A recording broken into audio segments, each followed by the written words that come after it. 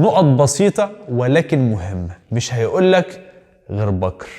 هتفيدك لو انت لسه بادئ تتمرن في جيم، او حتى بتتمرن بقالك فترة، او واحد صاحبك رايح جيم وعايز تنصحه كام نصيحة. هخفف الوزن وابدأ اتمرن، لسه في ألم ولسه في ألم، لسه في ألم. لو استمر الألم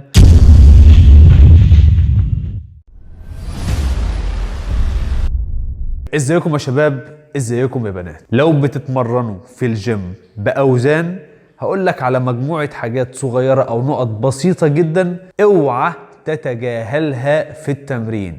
خلي بالك منها وانت بتتمرن. اول نقطة هتكلم عنها، اوعى تتجاهل الإحماء قبل التمرين. اعرف ان العضلة الباردة عرضة للإصابة أكتر من العضلة اللي تم إحمائها جيدا قبل التدريب.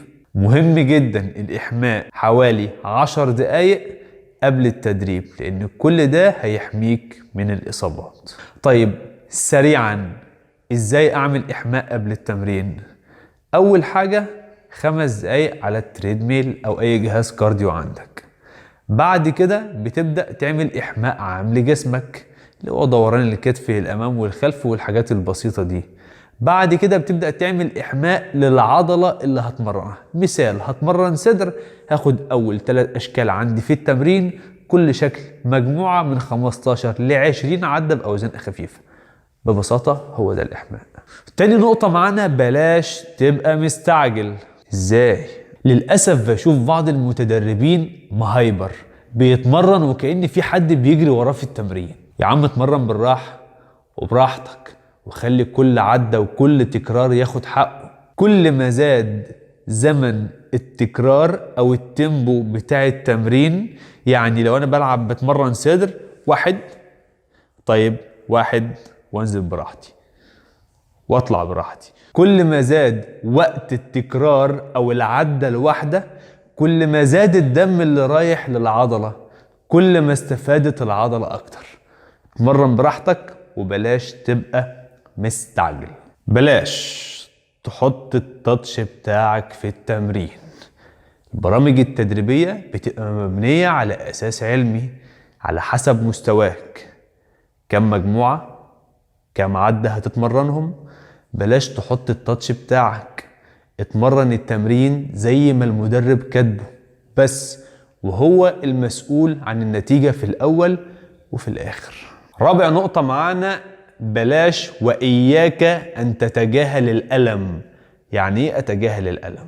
يعني ما ينفعش يبقى في تمرين معين مسبب لي ألم وأقول لأ أنا هضغط على نفسي وهعمل التمرين بالعافية. غلط. في عندي أي ألم في أي تمرين، أول حاجة هعملها هخفف الوزن وأبدأ أتمرن.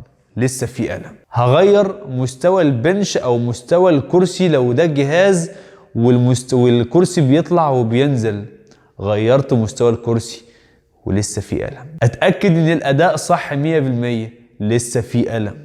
غير زاوية التمرين خالص، يعني لو بلعب بار بنش بريس فلات وفي ألم في الكتف مثلا، أبدأ أجرب التمرين باستخدام الدمبل.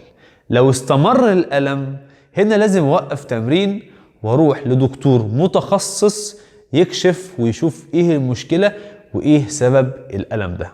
لكن اني اتمرن واعند مع نفسي واقول لا هتمرن وعشان هتتضر، والألم بدل ما كانت المشكلة صغيرة المشكلة هتكبر وعلاجها هيبقى أصعب. آخر نقطة هتكلم عنها تخلي بالك منها هي ملابس التدريب. هو في لبس معين للتدريب؟ أيوة في لبس معين للتدريب. لحد دلوقتي للأسف بشوف ناس داخلة بقميص وبنطلون وداخل عايز يتمرن. طبعا ده خاطئ تماما.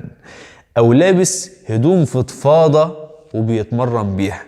الهدوم الفضفاضة قوي دي معرضة ان هي ممكن تشبك في اي حاجة وتسبب لك مشكلة او تسبب لك اصابة نتيجة ان هي شبطت في اي كابل او شبطت في اي شيء. لازم الملابس اللي هتتمرن بيها تكون هدوم ملابس سلم عليك وتكون مريحة ليك. واياك انك تتمرن في تيشيرت او تتمرن في اي ملابس يومين متواصل. لازم يا شباب اغسل لبس التمرين باستمرار. النظافة الشخصية مهمة جدا جوه الجيم. ريحتك مهم جدا انها تكون كويسة، لانك مش بتتمرن لوحدك في المكان، انت موجود وحواليك ناس بتتمرن. النظافة الشخصية علشان محدش يتضايق منك في الجيم.